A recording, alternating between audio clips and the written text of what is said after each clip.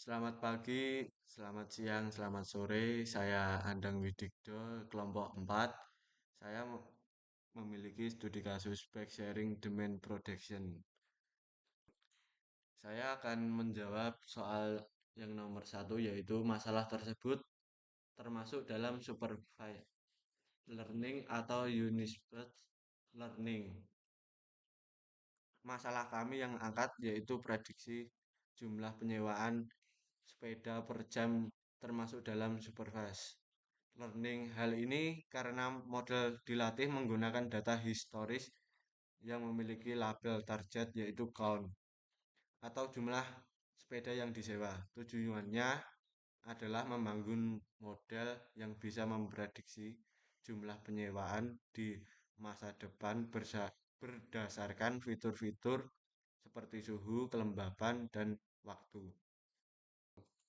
Ya, yang kedua, jelaskan mengenai database-nya terlebih dahulu, sumbernya dari mana, beberapa atribut, dan berapa instannya, berapa jumlah datanya. Untuk sumbernya, kami ambil dari GitHub.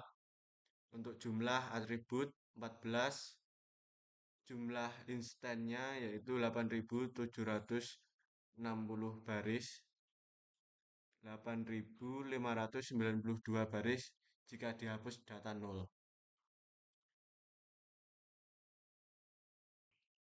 Untuk yang ketiga, jelaskan 5 metode machine learning yang digunakan untuk menyelesaikan masalah tersebut. Yang pertama, linear regression, random forest regression, gradient boosting regression, XGBoost regression, support vector regression.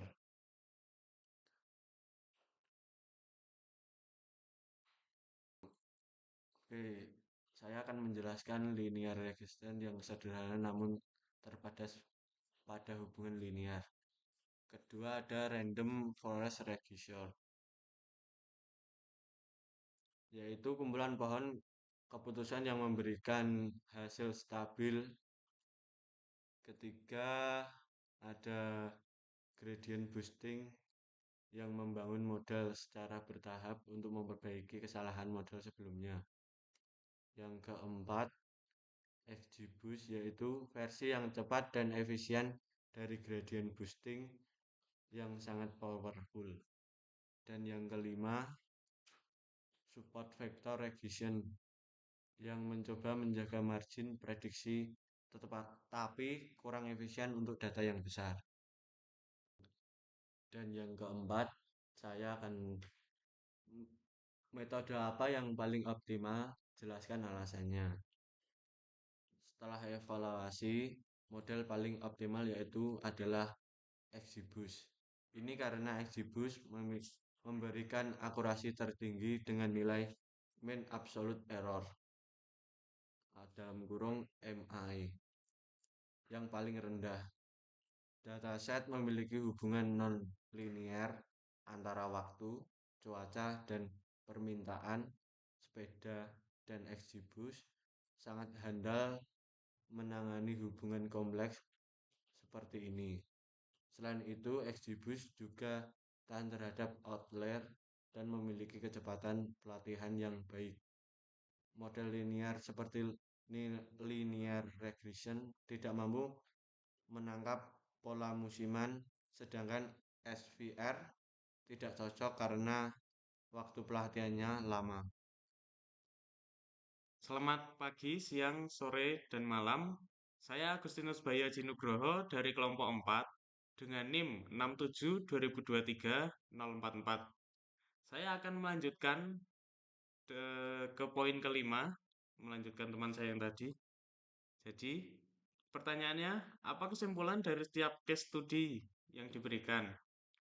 Jadi, kesimpulan dari case study ini adalah bahwa faktor waktu dan cuaca punya pengaruh besar terhadap permintaan sepeda. Misalnya, peminjaman cenderung meningkat di jam-jam sibuk seperti pagi dan sore hari, terutama saat orang-orang berangkat dan pulang kerja. Begitu juga dengan suhu dan kelembapan. Cuaca yang nyaman jelas membuat orang-orang lebih tertarik untuk bersepeda.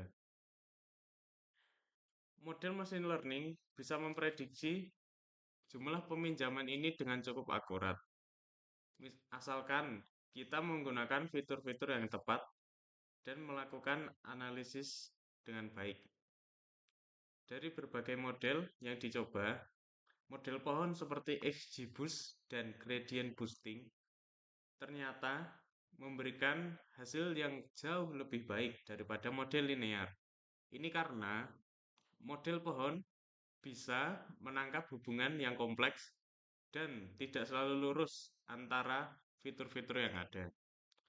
Kesimpulannya, pemilihan model dan proses pre-processing itu sangat penting.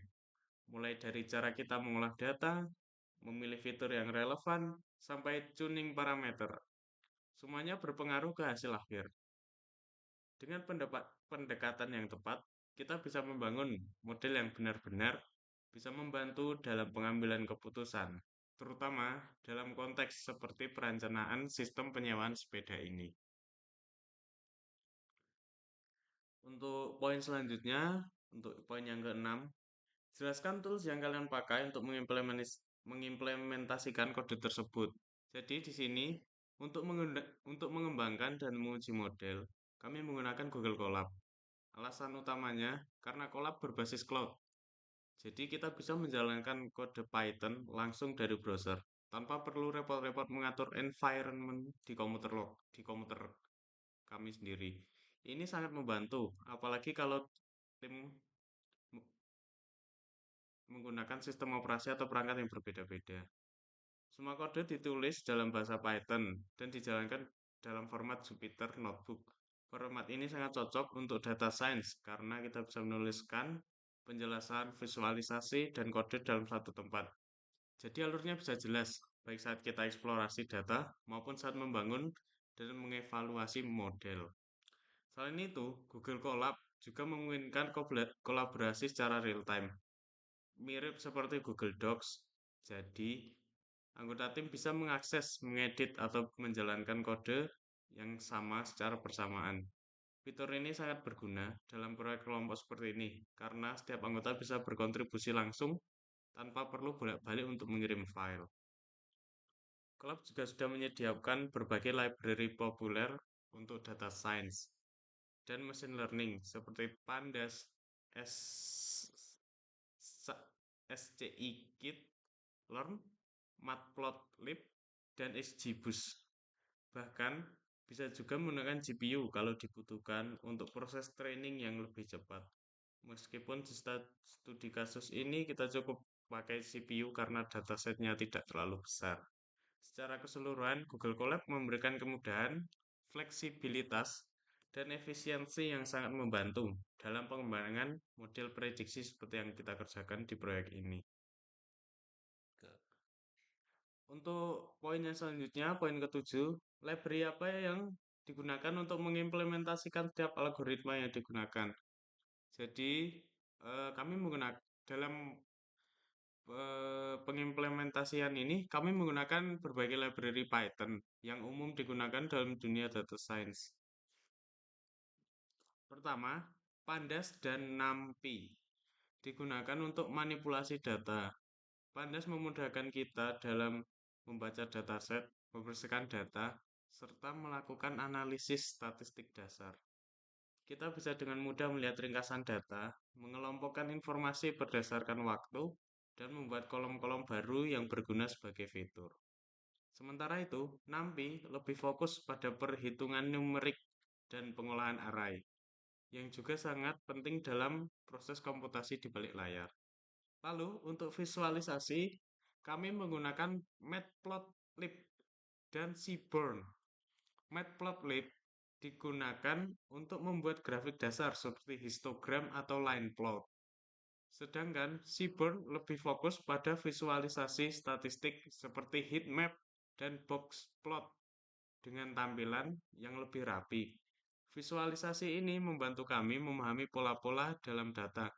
Misalnya, hubungan antara jam dan jumlah peminjaman atau bagaimana suhu mempengaruhi permintaan.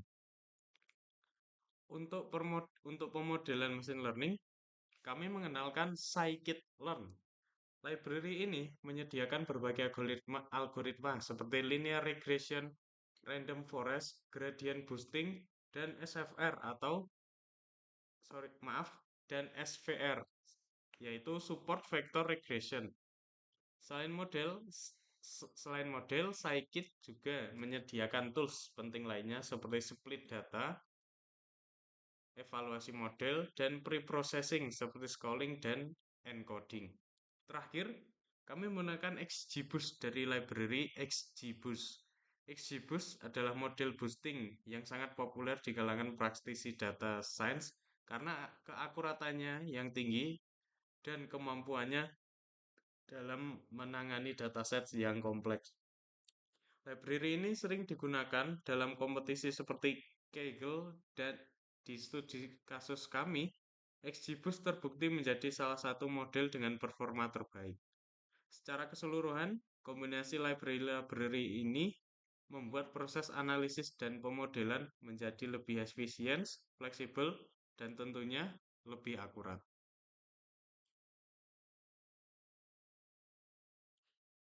Jadi, untuk yang terakhir, reference code yang kami gunakan bersumber dari GitHub dan dataset yang kami gunakan juga bersumber dari GitHub, yaitu our.csv. Sekian penjelasan PowerPoint dari kelompok 4. Terima kasih. Selamat pagi, selamat siang, selamat sore, atau selamat malam.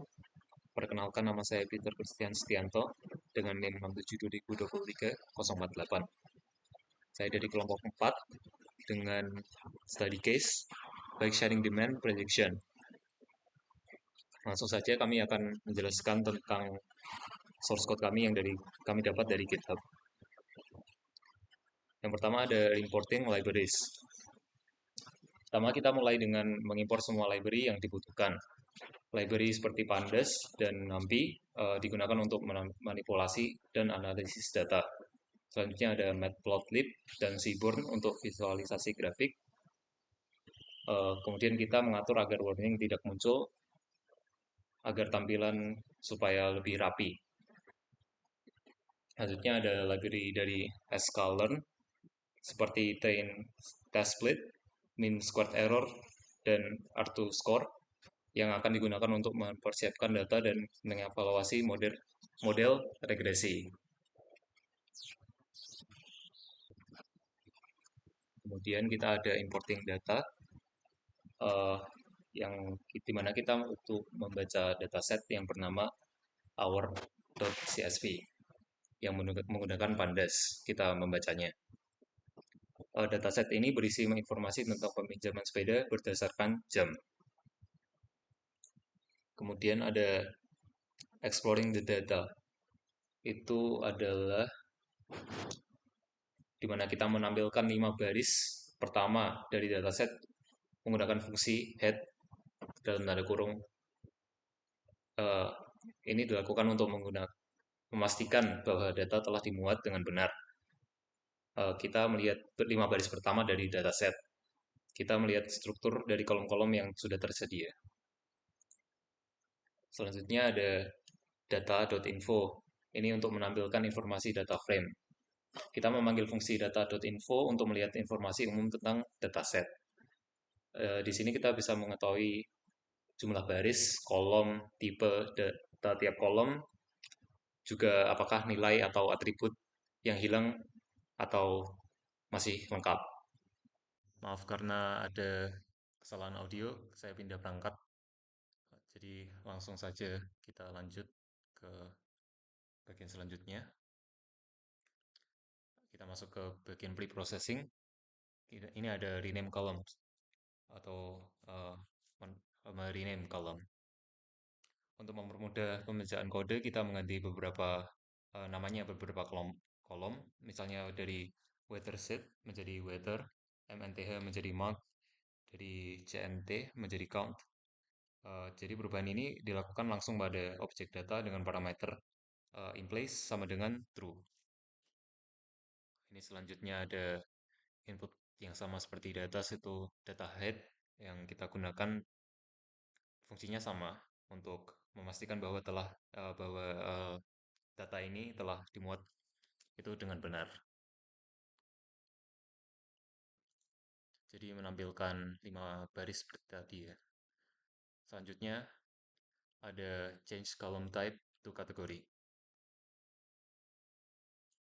Jadi kolom-kolom seperti season, month, hour, dan banyak lainnya itu diubah ke tipe kategori. Ini karena nilainya itu bersifat discrete dan bukan angka kontinu. Hal ini akan membantu dalam visualisasi maupun permodelan. Jadi ini ada data info lagi ya. Kita mengecek ulang tipe data setelah perubahan yang kita lakukan di tahap sebelumnya. Eh, Apakah perubahan yang kita sudah lakukan itu berhasil atau tidak? Oke, selanjutnya kita masuk ke bagian visualization, yaitu yang pertama ada grafik use of the system during weekdays and weekends. Itu yang artinya penggunaan sistem kita menggunakan visualisasi penggunaan sistem berdasarkan hari dan jam. Di sini ada line pertama yaitu Fig AX sama dengan PLT subplots, itu kita membuat kanvas untuk grafik dengan ukuran 20 kali 10. Ini adalah fig size 20,10 ini ya. Terus ada SN point plot, itu ada hour, count, dan weekday. Kita membuat point plot dengan seaborn. Yang di bawahnya kita ada X sama dengan hour, Y sama dengan count, U sama dengan weekday. Ya, sumbu X jam, itu sumbu Y itu sama dengan jumlah peminjaman dan U-nya hari. Di bawahnya itu judul grafik yang ditampilkan di bawah. Jadi di sini kita membuat visualisasi penggunaan sistem berdasarkan jam dan hari dalam seminggu. Kita menggunakan point plot dari Seaborn, dari mana sumbu X-nya itu adalah jam, sumbu Y sama dengan jumlah peminjaman, dan warna menunjukkan hari kerja. Ini membantu kita melihat pola penggunaan harian.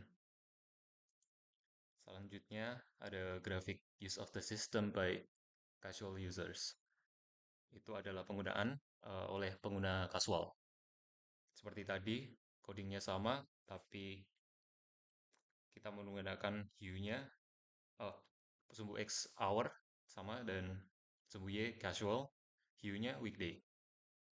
Title-nya seperti yang bisa dilihat. Jadi kita bisa melihat pola penggunaan oleh pengguna kasual.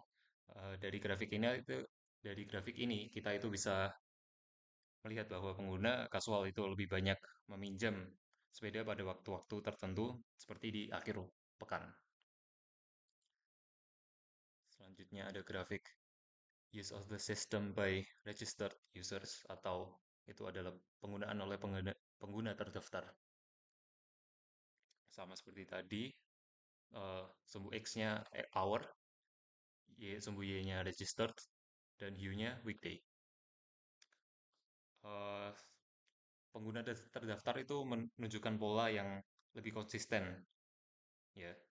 Jadi terutama di hari kerja. Ini menunjukkan bahwa banyak dari mereka mungkin menggunakan sepeda sebagai transportasi harian.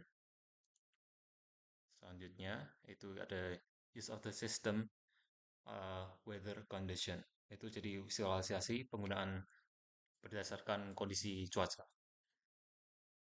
Kita punya view-nya itu weather. Di sini kita memvisualisasikan bagaimana kondisi cuaca mempengaruhi penggunaan sistem. Grafik ini menggunakan point plot dari Seaborn yang sumbu X-nya adalah jumlah peminjaman, dan oh maaf, jamnya sebagai sumbu X dan jumlah peminjaman sebagai sumbu Y. Dan warna garisnya mewakili kondisi cuaca. Kita bisa melihat bahwa peminjaman itu lebih tinggi saat cuaca cerah dan menurun drastis saat kondisi cuacanya buruk. Oke, grafik yang selanjutnya itu yang terakhir, yang bentuk seperti ini. Itu adalah use of the system season. Itu jadi visualisasi penggunaan berdasarkan musim ya. Jadi hue-nya itu jadi season. Pada grafik ini kita melihat bagaimana penggunaan sepeda berubah-ubah sepanjang hari berdasarkan musim. Dari visualisasi kita bisa mengamati bahwa peminjaman cenderung meningkat di musim semi dan panas dan menurun di musim dingin. Ini pun penting ya untuk mengetahui kapan permintaan sepeda tertinggi dalam suatu tahun.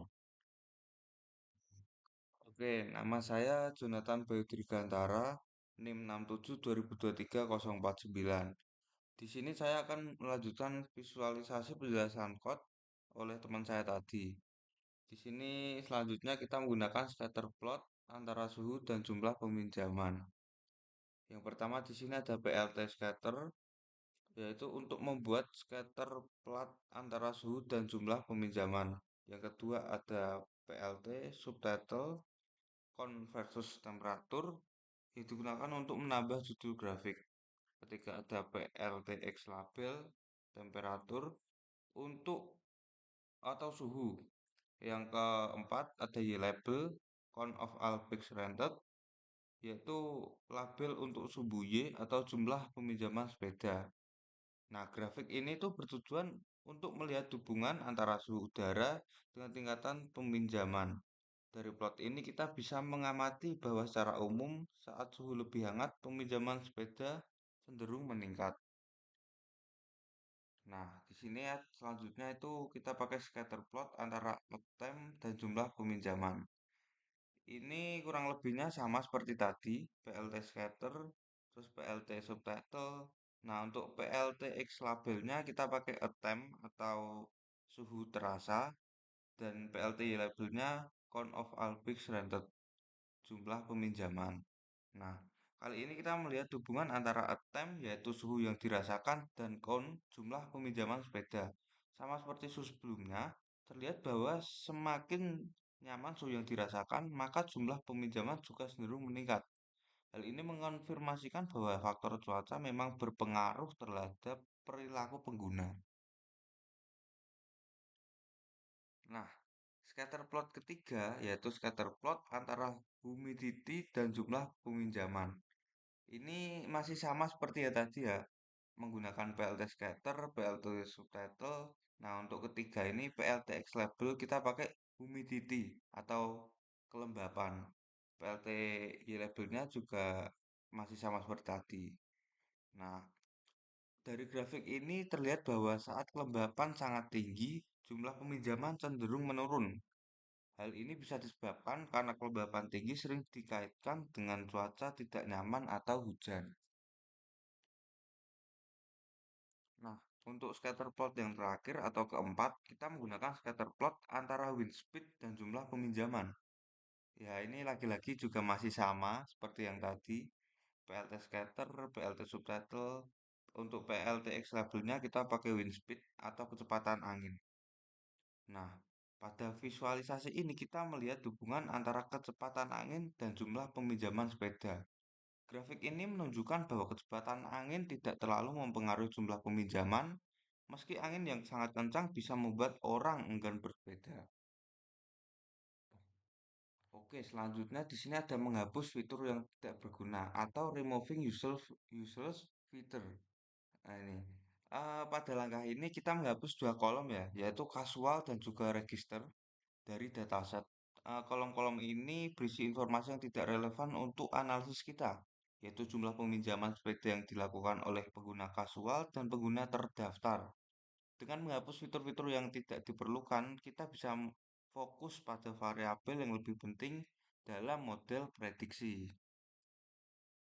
Oke, selanjutnya kita masuk ke modeling ya. Di sini ada beberapa modeling. Yang pertama kita menggunakan modeling with linear regression, yang dimana itu kita membuat salinan data dan mempersiapkan permodelan menggunakan regresi linear. Kita memilih count sebagai variabel target yang ingin kita prediksi, yaitu jumlah sepeda yang dipinjam, dan selanjutnya kita menentukan fitur yang akan digunakan dalam model dengan mengecualikan beberapa kolom yang tidak relevan. Setelah membagi data menjadi bagian latih dan uji, kita melatih model regresi linear menggunakan data latih dan kemudian melakukan prediksi pada data uji untuk mengukur kinerja model kita menggunakan root mean squared error atau RMSE yang memberitahu kita seberapa besar kesalahan prediksi model. Oh iya, untuk model with linear regression tadi kita dapat RMSE-nya itu 139,14 ya. Nah, ini sekarang kita masuk modeling kedua yaitu modeling with decision tree regression. Nah, pada langkah ini kita menggunakan decision tree regression untuk membangun model prediksi jumlah peminjaman sepeda. Ya, sama seperti sebelumnya ya, kita memilih count sebagai variabel target dan memilih fitur yang relevan untuk model. Data itu dibagi menjadi data latih dan data uji. Setelah itu kita melatih model dengan menggunakan decision tree regressor dan melakukan prediksi pada data uji. Hasil kinerja model diukur dengan root mean squared error atau RMSE tadi yang menunjukkan seberapa besar kesalahan prediksi model. Nah, di sini kita RMSE-nya dapat 60,52. Nah, untuk modeling yang ketiga atau model yang terakhir kita menggunakan modeling with random forest regression ya. Nah, pada langkah ini um, modeling ini digunakan untuk membangun model prediksi jumlah peminjaman sepeda. Kita memilih count sama seperti sebelumnya sebagai target dan fitur yang relevan untuk prediksi. Kita menggunakan random forest dengan 100 pohon keputusan untuk meningkatkan akurasi dan mengurangi overfitting. Setelah melatih model, kita menggunakan prediksi pada data uji dan mengukur kinerjanya dengan RMSE tadi yang memberi gambaran tentang seberapa akurat model kita.